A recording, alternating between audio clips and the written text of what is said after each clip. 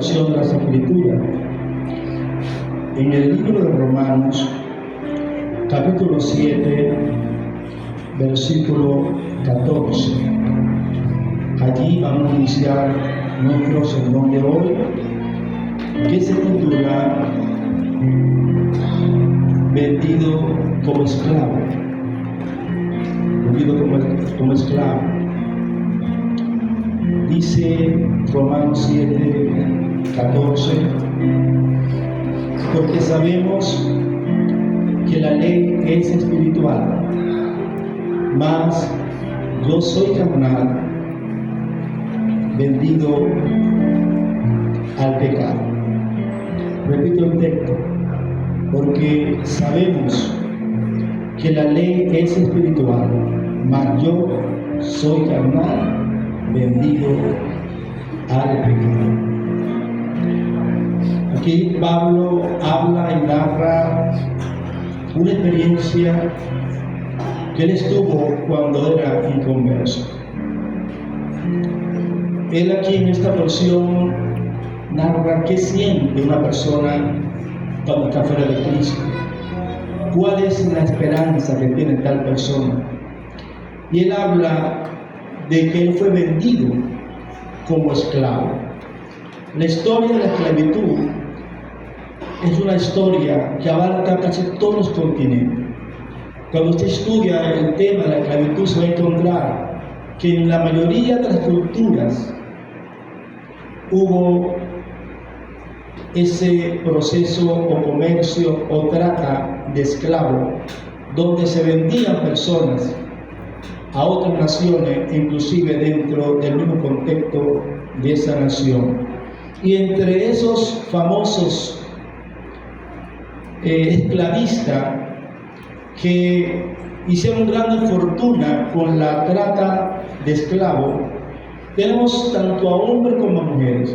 Hay una famosa mujer afroportuguesa en Angola que se llamó Ana Joaquina dos Santos Silva, que ella fue una esclavista, porque a veces uno piensa que una mujer no tiene la capacidad para esclavizar, pero esta mujer hizo gran fortuna trabajando en la empresa de prestar dinero como prestamista y también como esclavista.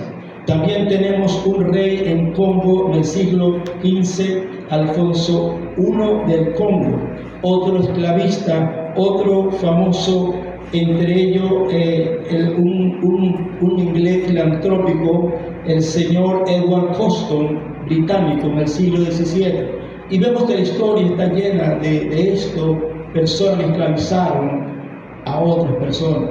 Inclusive aquí mismo en Brasil vemos que la gran cantidad de migrantes de Brasil fueron personas que cayeron del África y levantaron naciones, levantaron Europa, levantaron continente a una mano de obra muy económica sometido a la esclavitud.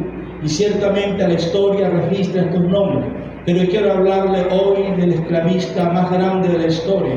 Simplemente estas personas esclavizaron continentes y ciertos espacios, pero hay un esclavista, el más grande de la historia de los esclavistas.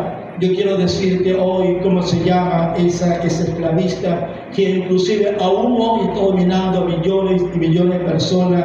Hasta hoy tiene dominado el mundo entero este esclavista, que quiero hoy identificarlo y que usted pueda hoy entender que se trata no de un juego, que se trata no de un placer, que se trata no de algo que me gusta, sino que algo que está inoculado dentro de ti y que te imposibilita a veces a decir no lo voy a hacer. Y dice Pablo acá, cuando él dice, yo soy carnal, vendido al pecado. Él fue vendido al pecado. ¿Qué quiere decir? Que el esclavista más grande del mundo se llama el pecado. Ahora, ¿cómo entró el pecado a la humanidad? La primera vez que se nombra el pecado en la humanidad por el Señor, en la Biblia no se nombró como pecado. Se nombró fue como muerte. En aquel famoso pasaje de Génesis 2:17, cuando Dios le dijo a Adán, podrás comer de todos los frutos del árbol, pero del árbol que se encuentra en el medio del huerto no comerás, porque ciertamente morirás. Ahora, pero la muerte no iba a ser presencia, porque era muerte.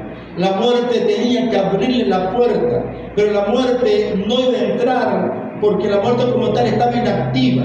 Pero la muerte lo activa en la desobediencia, y lo dice el libro de Romanos en su capítulo 5, verso 12, dice la letra de la siguiente manera: por tanto, como el pecado entró en el mundo por un hombre, y por el pecado la muerte, así la muerte pasó a todos los hombres, por cuanto todos pecaron. Entonces, el pecado abrió la puerta a la muerte, el pecado abrió la puerta a la esclavitud, el pecado abrió la puerta de la acción, de las tinieblas, de las enfermedades, de la depresión, de la tristeza, de las enfermedades, de todos los problemas que hoy nosotros padecemos y sufrimos. Fue a consecuencia de que un día nuestro papá Adán, el padre de la humanidad, le abrió la puerta de par en par al pecado.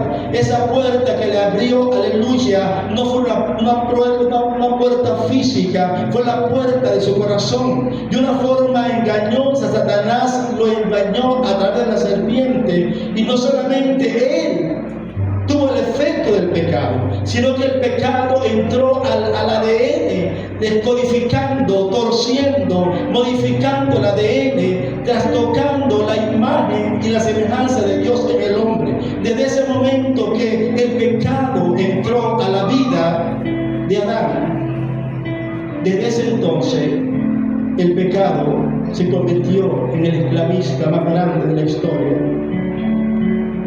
Porque los esclavistas que tenían sus grandes plantaciones y fincas, ellos gobernaban desde lo exterior, a través de capataces, a través de la represión. Pero el esclavista del pecado no está fuera del hombre, está dentro del hombre, fue inoculado en su ADN, en su sangre. Hay una tendencia tremenda a hacer lo malo. Usted se da cuenta que a las personas no se le enseña cómo hacer lo malo. El hombre sabe hacer lo malo aún desde nacimiento. No debe realmente, eso está en la sangre, en el instinto, en la inclinación. Ahora bien, este esclavista llamado pecado, desde dentro gobierna al hombre, gobierna a la mujer, gobierna al ser humano. Y a veces usted dice: yo no quiero hacer esto. Quizá usted una vez lo ha llorado, le ha dicho: Señor, yo nunca más voy a hacer esto.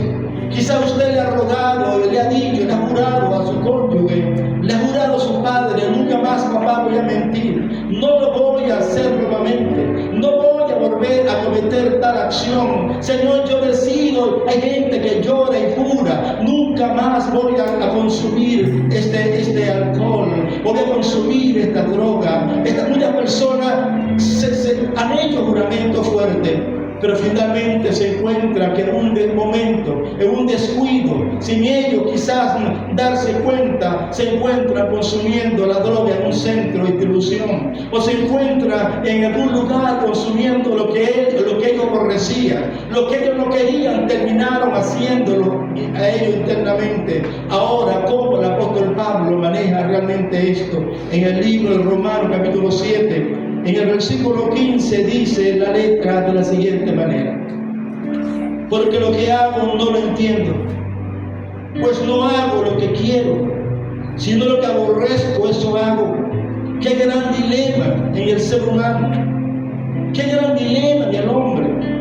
Está dentro de ello el deseo de hacer el bien. Yo quiero hacer bien, yo quiero portarme bien. Todo el mundo quiere ser el mejor padre o la mejor madre. Todo el mundo quiere ser el mejor esposo, el mejor hijo. Pero finalmente termina y se encuentra con ese dilema interno, que él desea ser lo mejor, pero termina haciendo lo malo, termina allí en el chiquero de la vida, consumiendo de las algarrobas de los cerdos. Y se encuentra esa persona en ese dilema. El apóstol Pablo sigue diciendo lo siguiente en el verso 16: y si lo que no quiero, esto hago, apruebo que la ley es buena. Si yo estoy consciente de que eso es negativo, de que eso no me conviene, no me beneficia, de que eso es malo, entonces estoy aprobando que hay una ley divina, estoy aprobando que hay un estereotipo, hay algo que yo sé que es el camino, pero yo sé que el camino queda hacia el norte, pero yo decido irme hacia el sur. Yo sé que el camino que voy transitando me va a conducir a la muerte, y a veces queremos, retrocedemos, pero nuevamente caemos y avanzamos, porque hay una ley interna. Está allí un verdugo, un esclavista llamado pecado, que fue inoculado y que está dentro de mi vida, está en mi sangre, en mi corazón, en mis instintos, y entonces nos encontramos en esa gran lucha que quiero hacerlo, pero la ley espiritual me dice que no puedes hacerlo. Nos encontramos allí en ese gran dilema. ¿Qué podemos hacer allí en ese proceso transitivo?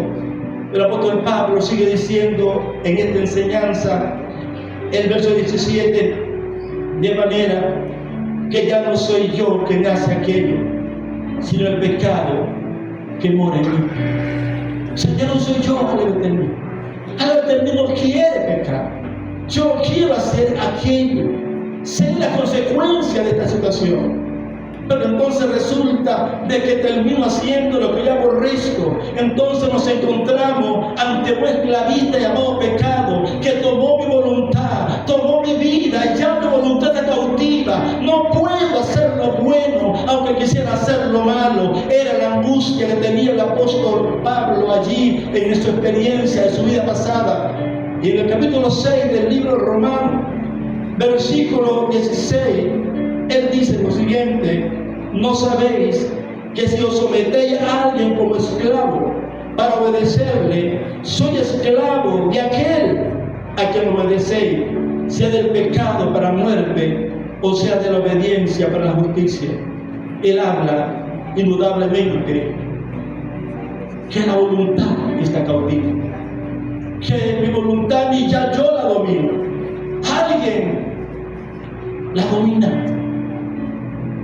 El pecado te muestra algo y te estimula. Estimula tu vida. Estimula tu instinto. Te estimula. Estás tranquilo. Te manda una imagen. Ve un deseo. Un olor de que percibe. Que luego deja todo lo que estás haciendo y te vas cautivo a hacer lo que un día hacías. Vas cautivo a hacer lo que ya habías abandonado. Vas cautivo y cae en las garras, los brazos del pecado. Y cuando te das cuenta, estás haciendo lo que un día hacía, y del lugar donde el Señor en su gran misericordia te rescató, el lugar donde el Señor en su gran bondad infinita, un día su amor se hizo presente en tu vida y te rescató del pozo cenagoso, te arrebató de las manos del esclavista, verdugo del pecado. Pero nuevamente, no sé qué pasó, pastor, no sé qué aconteció, pero hoy me encuentro consumiendo lo que un día aborrecí. Hoy me encuentro practicando lo que un día dejé de practicar. Hoy me encuentro inutilizado, me encuentro que no sé. Y eso era la condición del apóstol cuando él narraba su experiencia. Ya no soy yo, ya no soy yo que nace en aquello. Es el pecado que mora en mí, es el pecado que está allí dentro de mi vida. Y dice el apóstol Pablo en el capítulo 7, verso 18: yo sé, un estado de reflexión, un estado de conciencia, una realidad existencial. Yo sé, tú sabes, estás consciente, no eres inocente, no eres un niño, tú sabes realmente lo que es y lo que no es, lo bueno, lo malo, tú estás consciente de todas estas cosas. Y Pablo dice: yo sé, diga conmigo, yo sé. Yo sé que en mí, esto es en mi carne, no mora el bien. Wow. En mi carne, pastor, no mora el bien. En mi carne, ¿qué mora entonces en tu carne? Dice: yo sé que esto en mi carne no mora el bien, porque el querer el bien está en mí, pero no el poder de hacerlo. Estoy consciente, quiero hacer lo bueno, pero no tengo el poder de hacerlo. Y simplemente lo que expresa es un deseo. lo que expresa voy a procurar, lo que dice yo voy a ver, yo voy a hacerlo, y el deseo está allí. Nadie dice que el deseo no está en ti. El deseo está en ti de ser fiel a Dios. El deseo está en ti caminar en santidad. El deseo en ti es caminar en obediencia. El deseo está en ti de serle fiel a Dios en los últimos días de tu vida. El deseo está en ti, pero no tienes el poder, la determinación firme de decirle al pecado: hasta aquí, basta, vete de mi vida. No hay el poder para hacerlo, porque sencillamente tu voluntad volvió a estar cautiva, tu mente volvió a estar amarrada por el verdugo inclemente del pecado, que te va a conducir a la misma muerte, porque la paga del pecado es la muerte, dice la palabra del Señor. Y dice el versículo 19: porque no hago el bien que quiero, sino el mal que no quiero. Es malo. Termino haciendo el mal que no quiero. Tú sabes bien cuánto daño le haces que sea cigarrillo en tu pulmón. Tú lees las cajetillas que dicen la consecuencia y coloca una calavera allí, muerte, pero aún así lo sigues consumiendo. Tú sabes que a veces la infidelidad conyugal ha roto tantos matrimonios, tantas vidas destruidas, tanta gente que ha muerto, cuántas personas con enfermedad de transmisión sexual, cuántas cosas han acontecido, pero termina nuevamente allí, porque el pecado está en ti. Pastor, ¿cómo hago? ¿Cómo yo puedo librarme de esto? Escucha lo que dice el verso 20. Y si hago lo que no quiero, ya no lo hago yo, sino el pecado que muere en mí. Así que queriendo hacer el bien, hago esta ley, que el mal está en mí. El mal está en mí, dice acá el apóstol.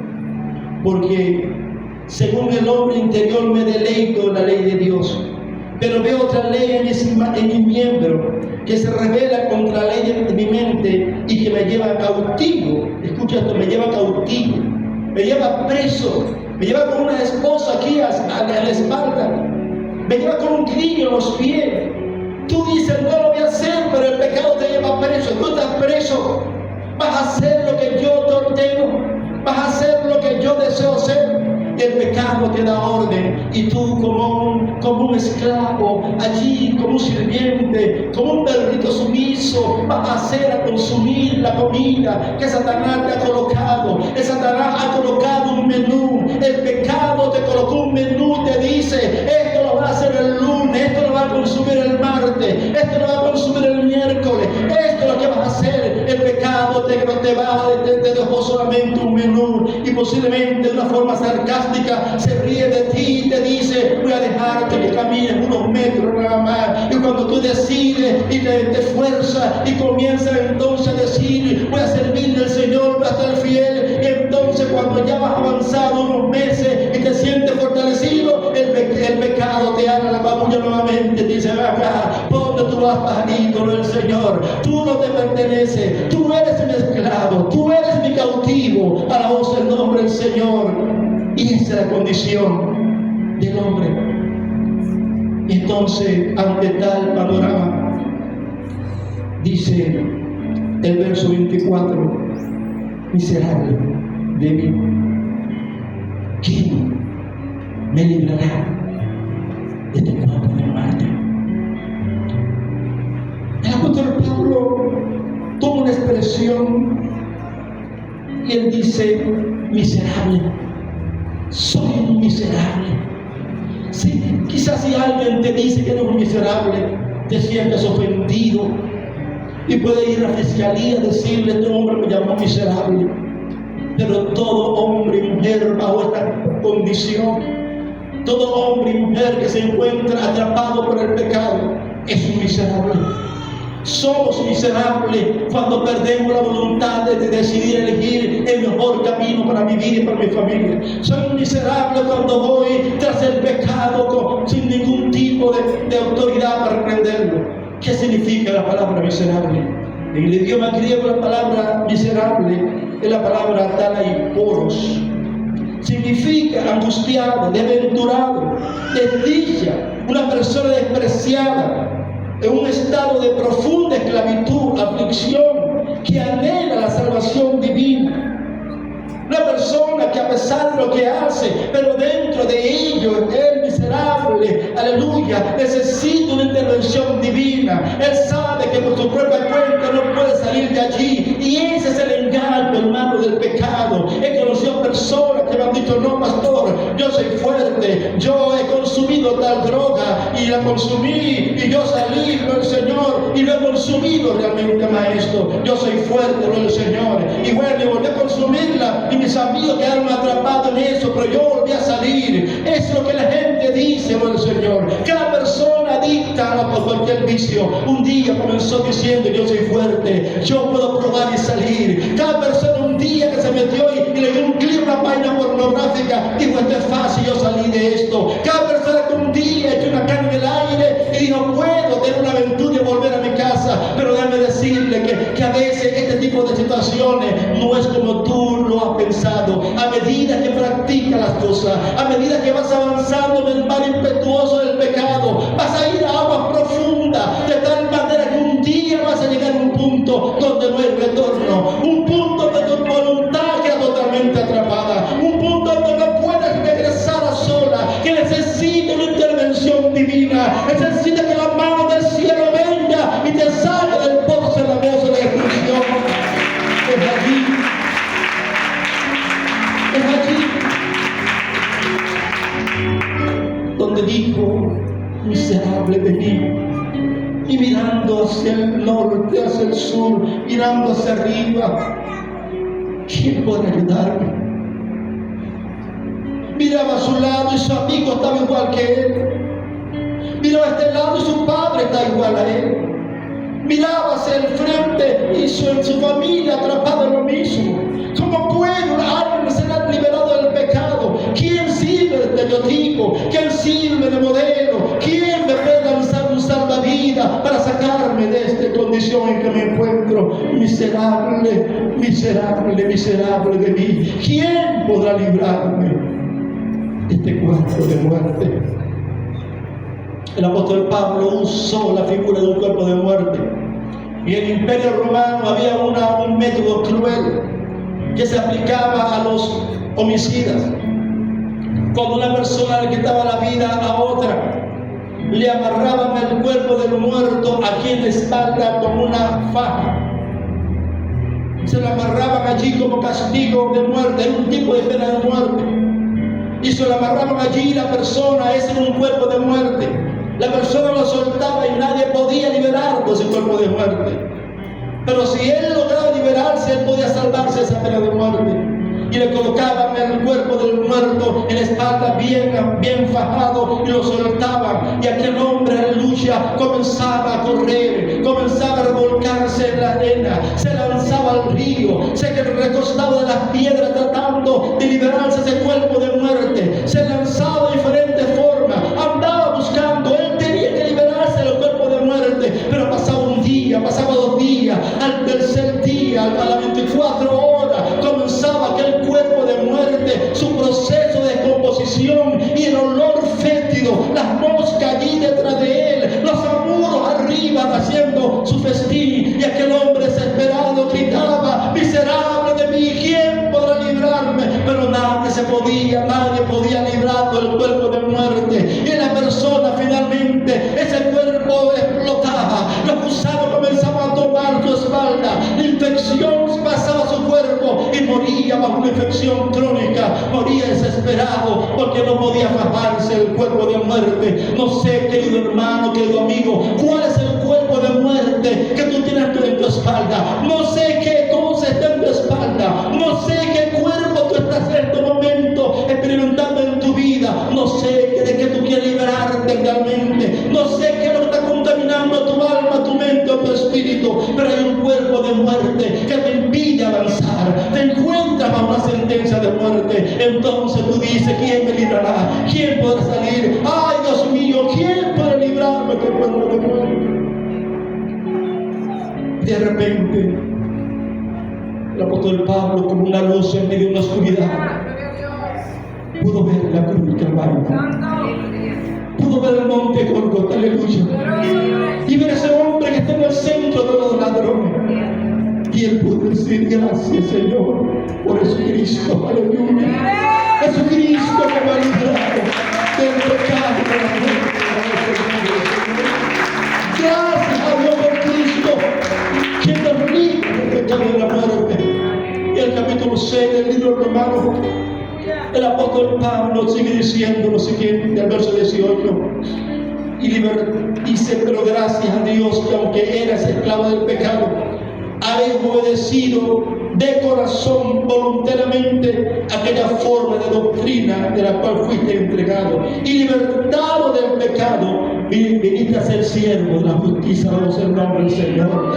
Y sigue diciendo el verso 20 o el 21: pero qué fruto tenías de aquellas cosas de las cuales ahora os avergonzáis, porque el fin de ellas es muerte. Mas ahora, dice el verso 22, que habéis sido libertado, aleluya, habéis sido libertado, dice la palabra del Señor, habéis sido libertado del pecado y hechos siervos de Dios.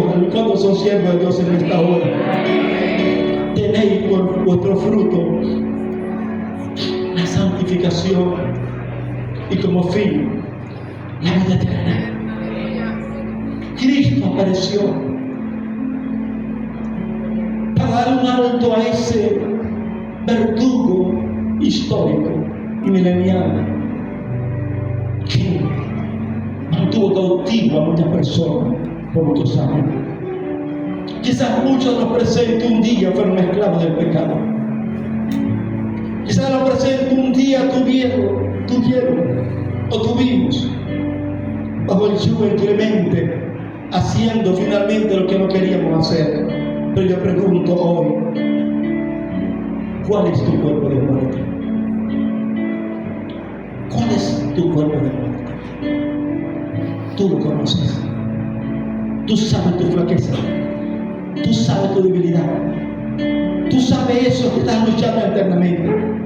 Tú lo tienes allí totalmente señalado, pero no tienes la capacidad para liberarte, porque tú no puedes solo liberarte del cuerpo de muerte. Tú solo puedes tener conciencia, tú solo puedes hacer un diagnóstico de lo que tienes, pero no tienes la cura para sanar. Alabamos el nombre del Señor, porque la cura se llama la sangre sacrosanta del Cristo de la gloria, derramada en la cruz del Calvario. ¿Cuál es tu cuerpo de muerte? Hay juicio.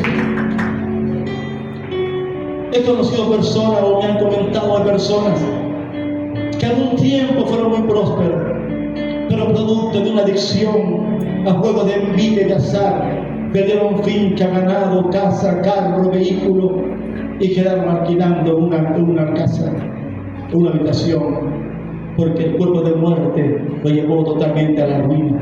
Yo no sé cuál realmente es tu cuerpo de muerte. Quizás puede ser un complejo de inferioridad, quizás no sea un pecado practicante, pero eso es sentirte inferior, es sentirte en desvalía, es sentirte que no tienes el valor. Una inferioridad horrible que está afectando tu vida y tu familia. Una inferioridad que no encaja en ningún lugar porque te sientes inferior, o se te mira que te están mirando, o te están tocando. Una situación de inferioridad que está afectando tu matrimonio, porque el que se acerca a tu esposa piensa que te la va a quitar porque el otro es mejor que tú, o viceversa. Y sentirte entonces inferior es un cuerpo de muerte que muchas personas hoy están siendo sometidas, o tal vez un orgullo arrogante, una altivez que piensa que eres superior a todo el mundo y que todo debe ser de frente. Sí, ese cuerpo de muerte del orgullo es algo horrible también, es algo que está internamente en el corazón del hombre, pero se expresa con conducta y con palabra y con acción. ¿Cuál es tu cuerpo de muerte? Posiblemente, aleluya, un pasado tormentoso, de un abuso, un maltrato, que no logras olvidar. Te encuentras con un cuerpo de muerte que aconteció hace muchos años atrás. Algo que no has podido superar, que está en tu vida. Ese cuerpo de muerte está en tu conciencia, en tu alma, en tu subconsciente, dominando tu estado emotivo. Está allí atada esa experiencia. Quizás el cuerpo de muerte es un resentimiento contra un padre que te abandonó, contra una madre que no conociste, contra alguien, contra un pastor, por el Señor. ¿Sabe cuánta gente está resentida por los pastores? Anoche comentaba con una hermana.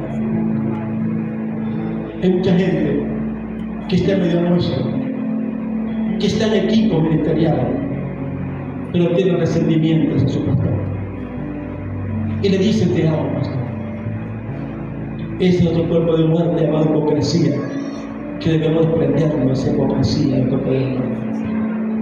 Y basta que el pastor falle, basta que cometa ese hombre un error, para que esa persona capitalice a todos los resentidos y haga un grupo para lapidar y apedrear a la persona que un día lo alimentó, que un día oró por usted, que un día lo levantó del propio polvo y que hoy no tiene la capacidad de decirle: pastor, a pesar de todo, cuenta conmigo, yo estoy contigo. Yo he vivido esta experiencia. Yo sé lo que se ha rechazado por gente que levantamos. Yo sé que gente que un día me dijo que me amaba y que luego me dijo que me odiaba. Gente que un día dejaron de ofrendar, de diezmar a la iglesia, porque no iban a darle comida a ese hombre. Esa es la iglesia que tiene un cuerpo de muerte. ¿Sabe usted cuál es el cuerpo de muerte de la iglesia? Pareciera mentira, pero el cuerpo de muerte de la iglesia, y cuando hablo de iglesia no me refiero a esta iglesia local, me refiero al cuerpo de Cristo. ¿Sabe usted cuál es el cuerpo de muerte? Mientras adorábamos allí, el Señor me dijo: el cuerpo de muerte de la iglesia es una falsa santidad, pseudo santidad. Todos tenemos un cuerpo de muerte de una pseudo santidad, que sin titubeo condenamos al que no se viste como ellos, condenamos al que no come lo que ellos comen, condenamos a lo que no se sienta o cree lo que ellos creen, condenamos a aquel que un momento de la vida por flaqueza falla.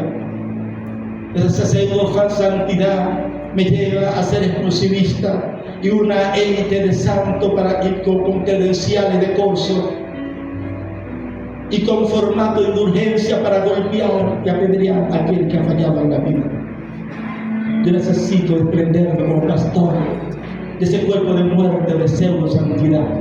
El pastorado de la iglesia le exhorto a desprendernos de esa pseudo santidad, aleluya, que nos lleva a condenar a aquel que ha fallado, que nos lleva, aleluya, a lapidarlo inclementemente, sea sobre todo los jóvenes de la iglesia, que es esa parte vulnerable, que por su efervescencia, por su desarrollo evolutivo y cognitivo, que a veces no sabe manejar situaciones de la vida, pero yo ya adulto por el Señor, que pasé por ese proceso de la juventud, fácilmente agarro mi guaratana y cuando el muchacho falla, entonces lo condeno. Basta ya de condenación. Quitemos ese cuerpo de muerte santidad. Quitemos, desprendemos de la lucha. Diga Cristo miserable de mi aleluya. Soy un miserable. Las veces que actúo de esta manera. Hay un mundo perdido que necesita abrazo. Hay un mundo perdido que necesita, hermano, de nuestra dirección. Quizás tu cuerpo de muerte sea un mal carácter, una mecha corta de explosión volcánica, que por cualquier cosa explota efervescentemente y te molestas por lo más mínimo. Allí te quitas el traje de santidad y deja entonces que el pecado, porque pensaba que airarnos no es pecado. Es tan pecado como es un adulterio y una fornicación. Es tan pecado como un homicidio o suicidio. La ira nos enceguece, nubla la mente, bloquea el sistema neuroquímico, nos convierte en verdugo pensando que yo tengo la razón en tal caso y no me importa lo demás. Ese cuerpo de muerte hoy puede salir de tu vida, voz del nombre del Señor. Si tú dices miserable, miserable, dile a tu vecino, eres miserable, dile a tu vecino, Señor. Dile, somos unos miserables. ¿Sabe que esta palabra miserable en Brasil es una palabra tan común que en los púlpitos los pastores le dicen a su iglesia, ustedes son unos miserables? Y Dios se siente ofendido. El día pasado me contó el pastor que uno de sus miembros le dijo, pastor, yo quiero hacer un seminario, cómo prosperar. Yo quiero prosperar porque tengo emprendimiento. Y fue a la iglesia universal allá, a su pastor, para que le enseñara los principios de prosperidad. Y el pastor fue y agarró un sobre blanco y dijo, ¿estás viendo esto? ¿Qué es esto? Es un sobre. Le dio miserable de todo lo que tú ganes, aparte el diezmo para el Señor. Este es el principio de la prosperidad del Señor. Aplauda a Jesús de Nazaret. Regresó a casa de su pastor y el pastor le preguntó, ¿qué pasó el seminario? No, pastor, me dio lo mismo que usted me dijo. Entonces es miserable, ¿verdad? Soy miserable. Escribimos principios bíblicos porque amamos mucho el dinero y las propiedades. ¿Cuál es tu cuerpo de muerte? Pregúntale a tu vecino, ¿cuál es tu cuerpo de muerte? Un sentimiento de culpa que cada día es más pesado y no encuentras cómo desprenderte de él. Un sentimiento de culpa. Me siento culpable. Yo fui culpable. No estuve allí. No colaboré. Actué de forma contraria. Y tu cuerpo de muerte quizás tal vez sea un sentimiento de culpa. Tal vez sea un frío inclemente del temor a la soledad, de quedarte sola. Y piensa entonces que ese cuerpo de muerte te está afectando. Una enfermedad que te sentencia, una deuda horrible de intereses, ese cuerpo de muerte que tienes en tu vida. Una insolvencia económica. Señor, ¿hasta cuándo? Quiero salir de esto, quiero superar esto. Ese cuerpo de muerte, la insolvencia, lo soluciona con ese sobre blanco. Comienzas a ofrendar y diezmar al Señor. Y Dios abre la puerta a los cielos del Señor. Este principio a veces nosotros no queremos practicarlo. Yo tuve estos días en Valencia. Nuestro apóstol Nahum Rosario estuvo con nosotros. Y yo, bueno, ¿qué puedo llevar al apóstol? Y no puedo llevarle bolívares, tengo que llevar unas divisas. Y buscó las divisas y quise sacarla del tesoro de la iglesia, pero el Señor me dijo, no, el tesoro es tuya, porque es fácil sacar de un lugar para dar, pero qué difícil sacarlo de tu bolsillo. Total que le llevé a nuestro apóstol esa bendición. Me dijo, bendigo tu semilla. Y regresando aquí a Ciudad Guayana, una persona me llama al exterior que nunca lo había hecho espontáneamente. Pastor, deme una cuenta célebre. Quiero enviarle un día sin eso. Y me di cuenta que esa semilla sembrada activó algo por aquel lado del Señor. Activa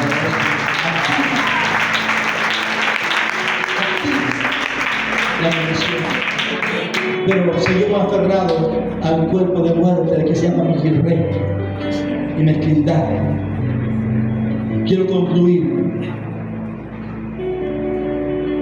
¿Quién me librará